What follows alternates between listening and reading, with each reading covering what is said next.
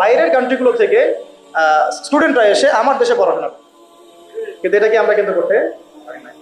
বরং উল্টা দেখবেন, যদি এটা না থাকে তাহলে কি হচ্ছে, ব্যক্তিগত পর্যায়ে আপনাকে কাজ করতে হবে। এছাড়া বরং আমরা এমন একটা অবস্থা চলে যাবো যে অন্যের কাছে হাত পাততে হবে আমাদেরকে একটা প্রতিষ্ঠান করার জন্য। আর রাষ্ট্র থাকলে রাষ্ট্রের দায়িত্ব নিত। টিচারদের বেতন দিবে রাষ্ট্র, ওস্তাদদের বেতন দিবে রাষ্ট্র, ইমাম সাহেবের বেতন দিবে রাষ্ট্র, তাদেরকে গাড়ি দেওয়া হবে, তাদেরকে ফ্ল্যাট দেওয়া হবে, তাদের তো অধিকার আছে, তাদেরকে রেশন দেওয়া হবে, তাদেরকে দেশের সম্পদ হিসেবে গড়ে তোলা হবে এবং জাতির আকীদা আমলের সংস্কারের জন্য তাদেরকে রাষ্ট্র কাজে লাগাবে। বরং রাষ্ট্র একটা গঠনমূলক সিলেবাস প্রণয়ন করবে, যেটা পড়লে সবার মধ্যে যে মিসকনসেপশন গুলো দূর হয়ে যাবে। সম্ভব ছিল? হয় নাই। আচ্ছা, এরপরে আসেন 8 নম্বর হচ্ছে যে আমাদের দেশের একটা অন্যতম গুরুত্বপূর্ণ ক্ষেত্র হচ্ছে কৃষি এবং শিল্প, তাই না? কৃষি এবং শিল্প। তো কৃষি এবং শিল্পের মধ্যে দুর্নীতি হয় নাই? কম না বেশি? এই দুইটা সেক্টর এত বেশি গুরুত্বপূর্ণ, যেটা রাষ্ট্রের অর্থনীতি গড়ার মূল কারিগর বলা যায়। তো কৃষি এবং শিল্পের সমস্ত দুর্নীতিকে বন্ধ করা সম্ভব ছিল যদি ইসলামী রাষ্ট্র ব্যবস্থা থাকতো, যেটা আমরা করতে পারি নাই। কৃষক ভাইদেরকে অধিকার দেওয়া হয় নাই। যে পণ্যটার দাম এখানে 100 টাকা, দেখবেন সেই বেচারা বিক্রি করছে 10 টাকায়। কৃষকের সাথে সরাসরি সরকারের সম্পর্ক নাই, মাঝখানে বহু থার্ড পার্টি আছে।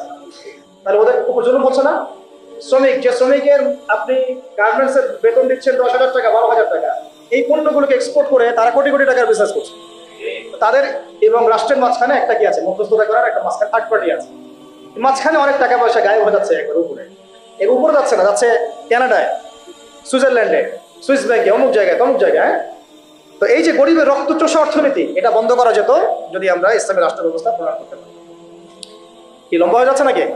আচ্ছা, 25টা পয়েন্ট বলবো আপনাদের ইনশাআল্লাহ। কয়েকটা? আজকের মতো 25টা, আরো আছে। যখন কিতাব আসবে ইনশাল্লাহ তখন আরো 50টা 100টা পাবেন ইনশাল্লাহ। কয়টা বলছি? 8টা। হ্যাঁ, 8টা না?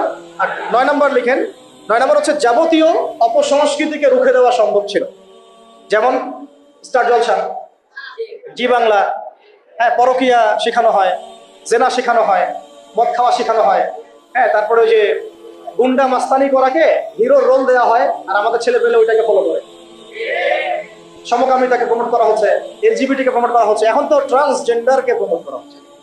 এই জিনিসগুলোকে এবং পর্ন সাইটগুলা এগুলোকে বন্ধ করা সম্ভব ছিল রাষ্ট্রীয় উদ্যোগে, কিন্তু আপনি ব্যক্তিগত উদ্যোগে এটা করতে পারবেন না।